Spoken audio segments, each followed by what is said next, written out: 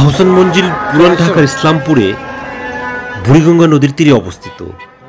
আহসান মঞ্জিলের সাথে জড়িয়ে রয়েছে ঢাকার শত বছরের পুরনো ইতিহাস। ঢাকার পুরনো স্থাপনাগুলির মধ্যে অন্যতম শ্রেষ্ঠ স্থাপত্য হিসেবে বিবেচনা করা হয় আহসান মঞ্জিলকে। নবাব পরিবার বহুল স্মৃতিবিজড়িত এই প্রাসাদটি বর্তমানে জাদুঘর হিসেবে পরিচালিত হচ্ছে। আপনারা ভিডিওতে বুড়িগঙ্গা নদীর তীরে বা পাড়ে আহসান মঞ্জিল দেখছেন। আহসান মঞ্জিল বাংলার গৌরবময় ইতিহাস ও নবাবী ঐতিহ্যের সংমিশ্রণে টিকে থাকা এক সমৃদ্ধশালা। অষ্টাদশ শতাব্দীর মাঝামাঝি সময়ে জমিদার শেখ ইনায়েত উল্লাহ আহসান মঞ্জিলের বর্তমান স্থানে রংমহল নামে একটি প্রমোদ ভবন তৈরি করেন। পরবর্তীতে তার পুত্র শেখ মতিউল্লাহ রংমহলটি ফরাসি বণিকদের কাছে বিক্রি করে দেন। 1830 সালে নবাব আব্দুল গনির পিতা খাজা আলিমুল্লাহ এটি কিনে নেন। 1859 সালে নবাব আব্দুল গনি সেখানে প্রাসাদ নির্মাণ শুরু করেন।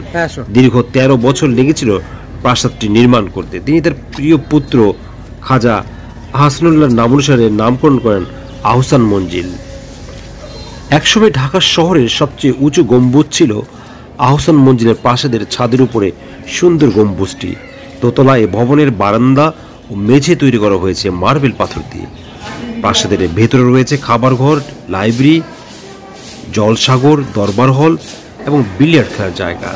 আর প্রাসাদের দোতলায় রয়েছে অতিথিদের খাবার কক্ষ, বৈঠকখানা, নাচঘর, গ্রন্থাগার, আরও কিছু বসবাসের কক্ষ।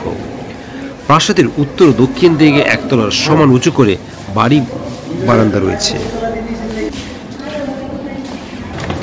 দক্ষিণ দিকে দোতলার বারান্দা থেকে একটি খোলা সিঁড়ি সামনের বাগান পর্যন্ত নেমে গেছে। প্রাসাদের ঠিক সামনে রয়েছে চমৎকার ফুলের বাগান ও সবুজ মাঠ। আপনারা ভিতরের বিভিন্ন লোকেশন দেখছেন। আমরা দ্রুত ক্যামেরা দিয়ে ছবিগুলি ধারণ করেছি, কারণ এখানে ভিডিও করা এবং ছবি তোলা সম্পূর্ণ নিষিদ্ধ। আপনারা বিভিন্ন লোকেশন দেখছেন। এখানে সাপ্তাহিক ছুটি রবিবার আপনারা এই জাদুঘর দেখতে পারবেন না। শনিবার থেকে বুধবার এই 5 দিন সকাল 10টা থেকে বিকেল 5:30 পর্যন্ত আহসান মঞ্জিল দর্শনার্থীর জন্য খোলা থাকে। আর প্রতি শুক্রবার বিকেল 3টা থেকে রাত 8টা পর্যন্ত আহসান মঞ্জিল পরিদর্শন করা যায়। প্রতি বৃহস্পতিবার এবং অন্য সরকারি ছুটির দিনে আহসান মঞ্জিল জাদুঘর সম্পূর্ণ বন্ধ থাকে।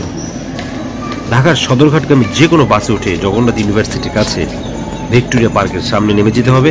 সেখান থেকে পায়ে হেঁটে কিংবা 30 টাকা রিক্সা ভাড়া আহসান মঞ্জিল যেতে পারবেন।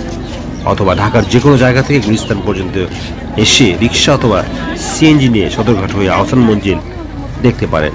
অথবা গুলিস্তানের নর্থ সাউথ রোড ধরে নয়াবাজার মোড় হয়ে বাবুবাজার ব্রিজের আগে নেমে রিক্সা আহসান মঞ্জিল যাওয়া যাবে। এছাড়া ঢাকার যে কোনো জায়গা থেকে সিএনজিতে করে সরাসরি চলে আসতে পারেন আহসান মঞ্জিল। আহসান মঞ্জিল ভ্রমণের সবচেয়ে বড় আকর্ষণ জাদুঘরের সংগ্রহশালা। মোট 4077টি নিদর্শন আহসান মঞ্জিলের 23টি কক্ষে প্রদর্শনের জন্য উন্মুক্ত করা আছে। 9টি কক্ষ সেই নবাবী আমলের মতো করেই